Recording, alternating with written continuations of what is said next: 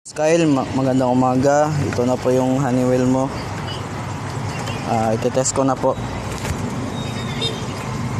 Ito po 9 pin. Bali ito yung 9 pin ng stock. Yellow. Ito yung sa Honeywell. Yung 9 pin, kakabit mo rin po dito sa 9 pin.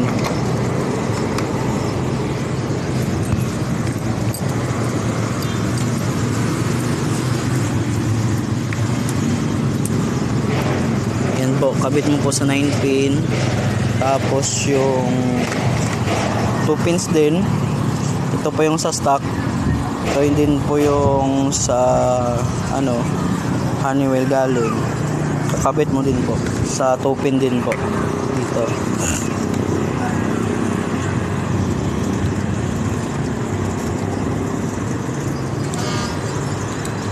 Yan po. Tapos ito pong brown. Ito po yung brown, kakabit mo din po dito sa gitna ng 3 pin kasi dito siya naka-attach eh. Ayan. Kakabit mo po yan dito sa may 3 pin, sa may bandang gitna, color black na may white. Bali susuksok mo lang po yung yung wire dito.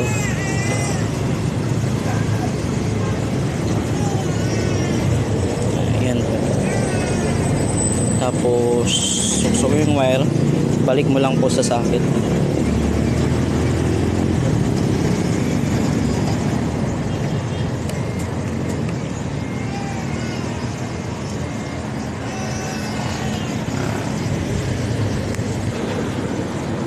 Yan na po, nakabit na po. Bali sa gitna po yan naka-attach, color black na may white. Tapos ito po yung sa starter switch. Bali ito po yung sa stock. Bali tatanggalin mo lang po itong orange at saka yellow na may green. Ipapalit mo po itong red na may blue at saka yellow na may red. Bali dyan mo po. Bali tanggalin mo po ito, tapos ipalit po itong dalawa. So ngayon po, i-test lang natin. Ikakabit ko lang po ito. Yan po, testing lang po yan, bossing.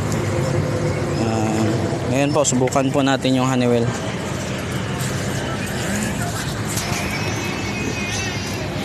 Ito po yung Honeywell.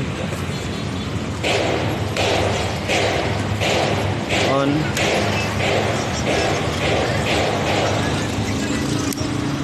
Ito po is yung sa park light at dashboard light.